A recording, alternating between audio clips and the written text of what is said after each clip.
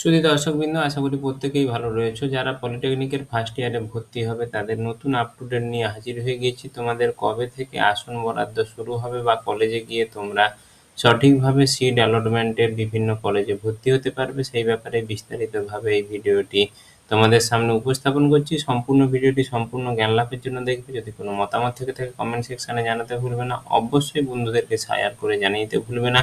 তাহলে শুরু করা যাক মূল পর্ব। আমরা যেখানে চলে যাই প্রথমে অফিসিয়াল ওয়েবসাইটে একেবারে নোটিশ সেকশনে দেওয়া রয়েছে admission of student in polytechnic during the academic session 2026 and 27, অর্থাৎ তোমাদের এই সেশনে যে সমস্ত ছাত্রছাত্রীরা চয়েস ফিলিং এর পর কাউন্সিলিং এর মাধ্যমে কলেজে ভর্তি হবে সেই সমস্ত ছাত্রছাত্রীদের জন্য বিশেষ নির্দেশিকা পাবলিশড হয়েছে, যেটা 29 তারিখ পাবলিশড হয়েছে। যেখানে বলা রয়েছে তোমাদের যে মূল প্রক্রিয়াটা, যে অ্যাডমিশন প্রক্রিয়া চলছে সেই প্রক্রিয়ার ফার্স্ট ফেজ কাউন্সিলিং, অর্থাৎ যারা কাউন্সিলিং চয়েস ফিলিং করার পরে তারা কলেজ হাতে নাতে পেয়ে যাবে, কোন কলেজে তারা কাউন্সিলিং যেগুলো করেছিল চয়েস ফিলিং এর পরে, যেটা যে কলেজে তোমার সিট তোমাদের পার্টিকুলার ভাবে ধার্য করা হয়েছে সেই কলেজে তোমরা কিন্তু ভর্তি হতে পারবে। সেই ভর্তি প্রক্রিয়াটা বলেছে আগস্টের 1 তারিখ থেকে